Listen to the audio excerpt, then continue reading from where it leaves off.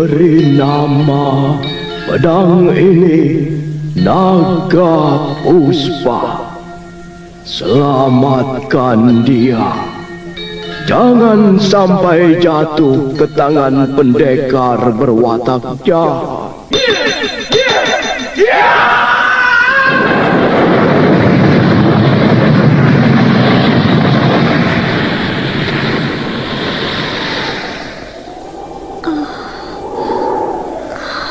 Kakang Kamandanu, kau masih juga tidak percaya bahwa aku mencintaimu. Mesin, maafkan aku, Mesin. Mesin, Mesin.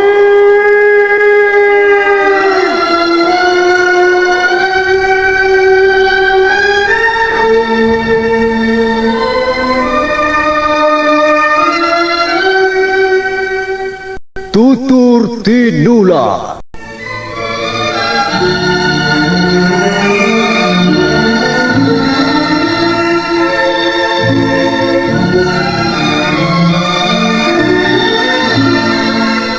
Sebuah sandiwara radio serial, produksi Sanggar Cerita dan Teater Sanggar Prativi. Sebuah kisah dengan latar belakang sejarah runtuhnya Singasari dan berdirinya Kerajaan Majapahit.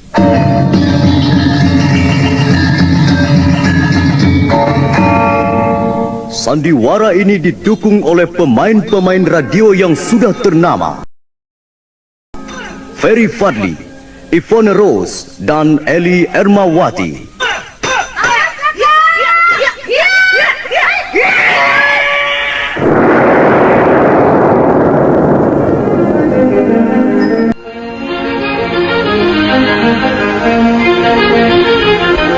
Naskah ditulis dan diolah oleh S. Tijab. Hiasan musik dan sutradara C. Ispriyonoka. Kali ini mengetengahkan episode ke-18 dengan judul Dendam Lama dari Kurawan.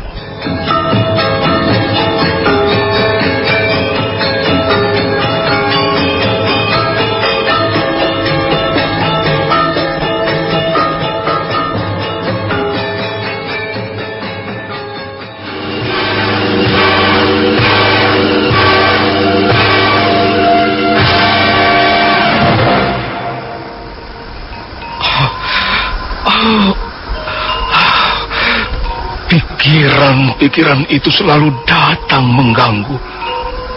Setiap kali aku duduk bersama Adi untuk menenangkan hati, pikiran itu selalu datang. Apakah akan selamanya begini? Apakah selamanya aku tidak akan mampu mengatasi pikiran kalut begini? Kau telah gagal, Wong Agung. Kau memang tidak pantas menyandang nama Guru Dana Mahadika. Kau gagal membina murid-muridmu dan kau gagal menjadi manusia sejati. Nah, Wong Agung, sekarang apa yang kau lakukan? Jalan apa yang akan kau tempuh?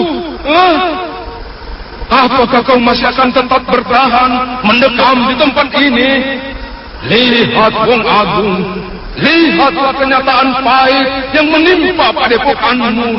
Murid-muridmu terbunuh. Tapi mengapa kau masih duduk berpangku tangan?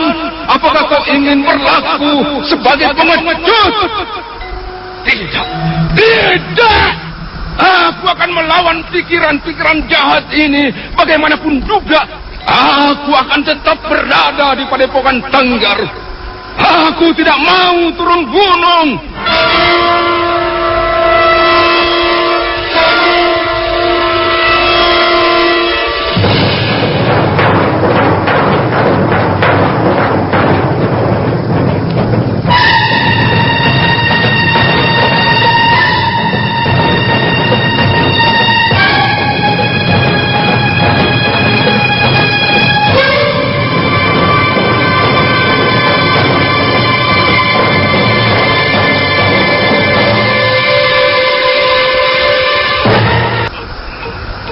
Aku tidak boleh menuruti perasaanku.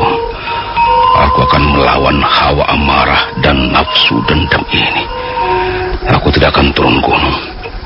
Bagaimanapun juga, aku akan tetap bertahan di Padepokan Tengger. Soal kematian murid-muridku, bukankah itu nasibnya? Semua manusia tidak bisa melawan nasibnya sendiri. Tapi kalau mau jujur, sebenarnya aku masih merasakan kebimbangan. Yakin benar bahwa sikapku ini dapat digolongkan sikap yang bijaksana. Biasanya seorang guru akan membela mati-matian nama baik perguruannya. Jika ada murid-muridnya yang mengalami malapetaka karena perbuatan seseorang di luar perguruan, dia pasti akan turun tangan. Tapi apakah sikapku seperti itu sudah pasti mencerminkan kebijaksanaan dan keadilan? Tidak. Aku tidak yakin. Dan aku tidak akan merubah keputusanku. Aku harus tetap tinggal di tempat ini. Wong Agung.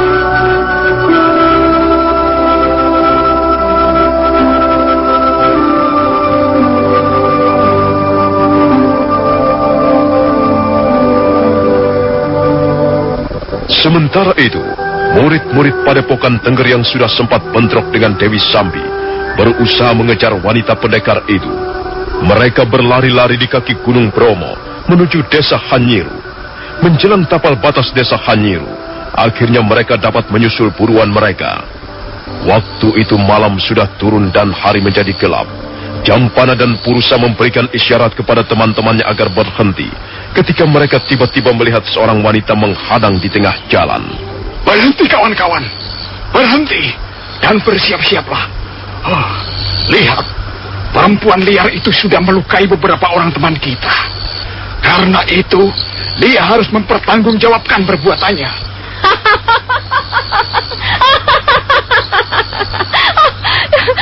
Kalian pikir aku takut mendengar ancaman kalian? Dasar murid-murid bodoh. Kalau aku sampai melarikan diri, sama sekali bukan karena merasa takut. Aku hanya ingin mencari tempat yang lebih nyaman untuk berbaku hantam dengan murid-murid Padepokan Tengger. Adi Jampana, apalagi yang kita tunggu? Tenang Kakang Purusa, tenanglah. Kau seorang pendekar wanita yang sombong. Kau merasa lebih unggul daripada kami.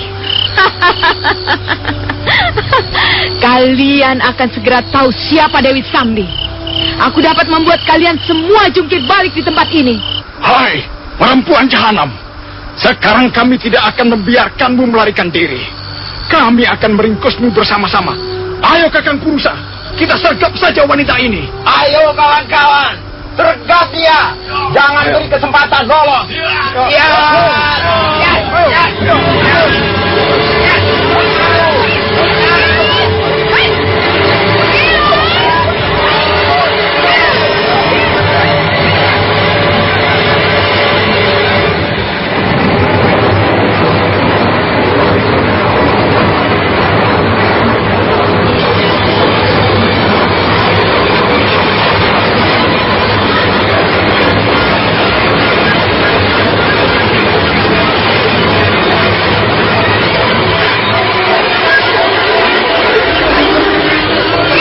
Dewi Sambi mengamuk.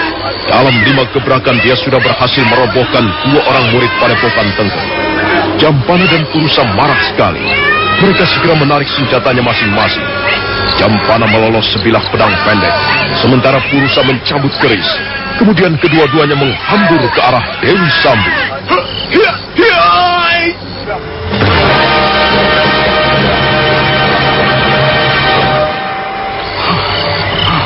Kurang ajar. Dia melarikan diri lagi Kakang Purusa. Dia berlari ke arah desa Ayu. Wanita jahanam. Dia sudah membunuh 2 orang sahabat kita. Dia sudah membunuh mereka di depan mata kita. Aku tidak terima. Kita harus bisa meringkus orang itu. Benar Kakang. Belum puas rasanya hatiku kalau belum bisa merobek-robek mulutnya yang sombong itu. Ayo Kakang Purusa, kita kejar lagi dia. Ayo.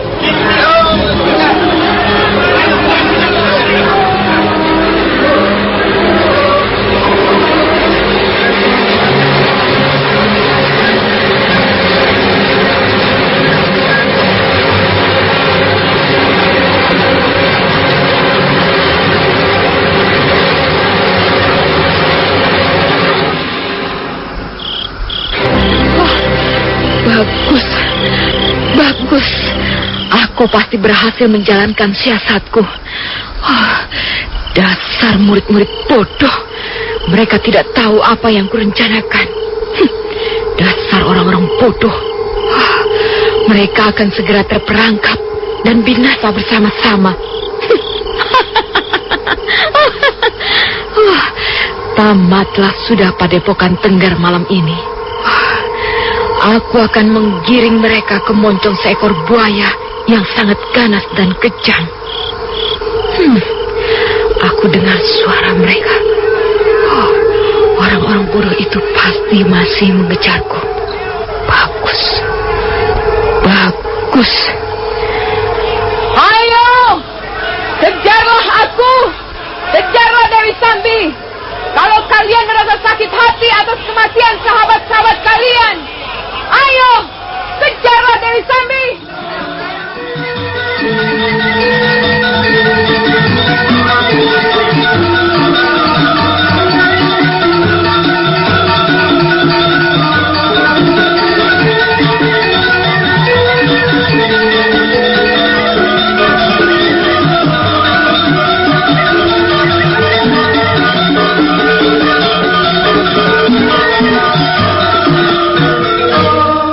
Dewi Sambi terus berlari menyusuri gelapnya malam.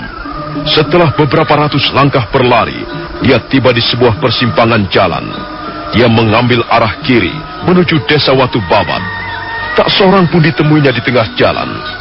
Desa Watu Babat seolah-olah malas bangun, sekalipun kehadiran seorang tamu tak diundang. Karena merasa lelah, akhirnya Dewi Sambi berhenti di sebuah tikungan yang banyak ditumbuhi pohon-pohonan rindang. Nampaknya orang-orang bodoh itu tertinggal jauh di belakangku. Tapi aku yakin mereka masih mengejarku. Aku harus dapat menemukan pendekar aneh itu. Kalau aku dapat bekerja sama dengannya, maka hal ini akan sangat menguntungkan. Dia seorang pendekar yang tangguh, dan dia memiliki jurus-jurus pedang yang sangat cepat bagaikan kilat. Kukira dia akan sanggup membunuh Arya Kamandanu.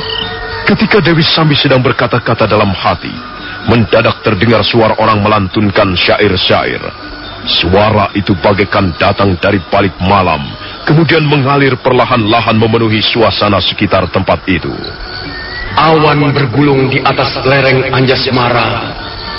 Ada sukma ikut merintih di dalamnya. Ada hati membara dibakar dendam lama. Palingkan wajahmu, campakkan rasa iba, cabut senjatamu, bunuh siapa saja. Buatlah dunia menjadi bergetar dan langit berguguran menatap pedangmu yang bermandikan darah. Kemudian celupkan tanganmu di dalam kubangan dosa. Seorang laki-laki menjadi berharga karena kekuatannya.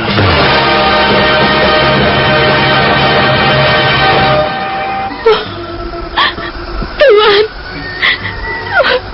sudikah Tuan menolong saya? Tolonglah saya, Tuan. Saya tidak mempunyai salah apa-apa. Saya merasa tidak berdosa. Tapi mereka mengejar saya, Tuan. Mereka hendak membunuh saya, Tuan. Derita hanyalah pakaian sementara manusia. Derita bukanlah suatu hal yang patut ditangisi. Tengadahkan wajahmu. Tertawakan saja penderitaan itu. Dia akan malu sendiri dan lari. Tuan, Tuan dapat berkata seperti itu karena Tuan adalah seorang pendekar yang tangguh. Dari mana kau tahu bahwa aku pendekar tangguh? Dari sikap Tuan, dari ketenangan Tuan, dan dari cara Tuan berdiri serta cara Tuan memandang seseorang. Aku tidak mempunyai urusan denganmu. Oh, Tuan, jangan pergi dulu, Tuan. Tolonglah saya. Orang-orang itu terus mengejar saya, Tuan. Saya tidak berani menghadapi mereka. Saya membutuhkan pertolongan Tuhan. Mereka akan membunuh saya. Saya sudah berlari sangat jauh. Saya sudah sangat lelah, Tuan. Tapi mereka berusaha mengejar saya. Kalau Tuhan tidak mau menolong saya, maka saya pasti akan binasa di tangan-tangan mereka, Tuhan. Mereka akan mengeroyok saya. Apa kesalahanmu sehingga mereka mengeroyokmu? Entahlah, tapi saya tidak berdosa. Sungguh, Tuan, saya tidak mempunyai kesalahan apa-apa. Mereka hanya tidak menyukai saya. Mereka menuduh saya wanita pelacur. Mereka menuduh saya telah merusak kebahagiaan rumah tangga seorang warga desa. Kau pikir aku sudi menolongmu? Aku belum mengenal siapa dirimu. Mungkin saja kau memang seorang wanita pelacur. Tuan, sampai hati Tuan berkata seperti itu di depan saya. Kau memang pantas sekali dijuluki seorang wanita lacur. Dan kukira kau tidak perlu menyesalinya. Teruskan saja pekerjaanmu itu. Tunggu, Tuan. Tunggu dulu. Bagaimana ini? Kalau Tuan benar-benar tidak sudi menolong saya, maka akan tamatlah riwayat hidup saya hingga malam ini, Tuan. Sebentar lagi mereka pasti sampai kemari. Laki-laki pendekar pertampang kekar itu hanya tersenyum. Dan senyuman itu dingin bagaikan air telaga beku. Dia sama sekali tidak menghiraukan lagi rengekan-rengekan Dewi Sambi. Dia melangkah perlahan-lahan meninggalkan tempat itu. Apa salahnya menjadi wanita lacur? Mengapa harus takut bermuka manis menjual harga diri? Dunia ini sudah bobrok. Tak ada seorang pun yang menghargai dirinya sendiri. Mereka menjual kehormatannya dengan semena-mena dalam segala bentuknya. Dunia ini sudah berpura-pura kepadamu. Maka kau tidak perlu jujur lagi kepadanya. Jadilah pelacur yang baik. Senyumlah kepada siapa saja untuk memperoleh kesenangan-kesenangan. Malam ini, kau harus gembira dalam dekapan laki-laki. Karena fajar pagi akan segera tiba. Dan orang-orang akan melihat wajah di balik topengmu. Tuan! Tunggu, Tuan! Tunggu! Oh, Tuan! Tuan! Jangan tinggalkan saya sendirian, Tuan. Saya benar-benar merasa ketakutan. Sudilah kiranya Tuan menolong saya. Nasib saya dalam genggaman, Tuan. Jangan tinggalkan saya, Tuan. Usirlah mereka itu. Usirlah orang-orang itu, Tuan. Bukankah sudah kukatakan bahwa aku tidak mempunyai urusan denganmu? Mengapa kau masih mengejar-ngejar aku? Mengapa kau masih berlari-lari menyusulku? Ayo, cepat tinggalkan tempat ini dan jangan mengganggu aku lagi. Ampun, Tuan. Ampunilah saya. Untuk kali ini saja, Tuan. Saya mohon pertolongan Tuan. Nasib saya benar-benar berada di dalam tangan Tuan. Dengar baik-baik, hei wanita lacur. Aku tidak pernah menyukai turut campur urusan orang lain. Tapi Tuan, saya benar-benar membutuhkan pertolongan. Saya hanyalah seorang wanita. Saya tidak sanggup menghadapi mereka sendirian, Tuan. Mereka pasti akan membunuh saya. Tolonglah saya, Tuan. Cepat pergi, tinggalkan tempat ini. Tuan, Tuan sungguh kejam. Tuan tidak mempunyai pri kemanusiaan. Apakah Tuan telah lahir dari sebongkah batu? Tuan pastilah mempunyai seorang ibu. Dan ibu Tuan adalah seorang wanita yang baik. Seperti juga halnya saya, Tuan. Tutup mulutmu. Cepat pergi dan jangan ganggu aku. Tidak, Tuan. Saya tidak akan pergi. Kalau kau tidak mau pergi, bukan mereka yang akan membunuhmu, tapi aku sendiri yang akan mencincang tubuhmu. Saya lebih senang mati di tangan seorang pendekar. Jadi kau ingin mati? Ya, saya bermaksud minta pertolongan Tuan. Tapi kalau hal itu justru membuat Tuan tersinggung dan marah, dan Tuan ingin membunuh saya, Saya tidak keberatan. Saya akan merasa sangat bangga bisa mati di tangan seorang pendekar tangguh seperti Tuan. Silakan Tuan. Saya sudah terima nasib. Saya pasrah. Silakan bunuh saya. Aku muak melihat sikapmu. Tuan. Tuan jangan pergi. Tunggu Tuan. Tunggu dulu.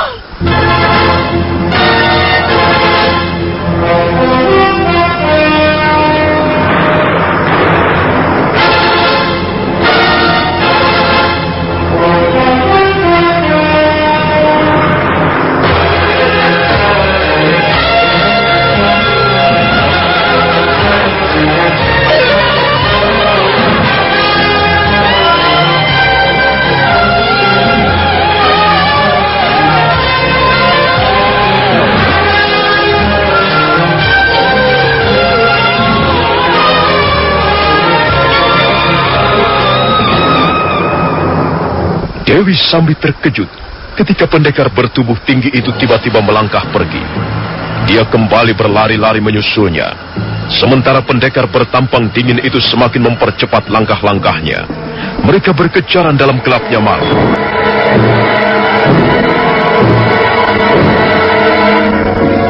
Nah, saudara pendengar, bagaimanakah kelanjutan kisahnya?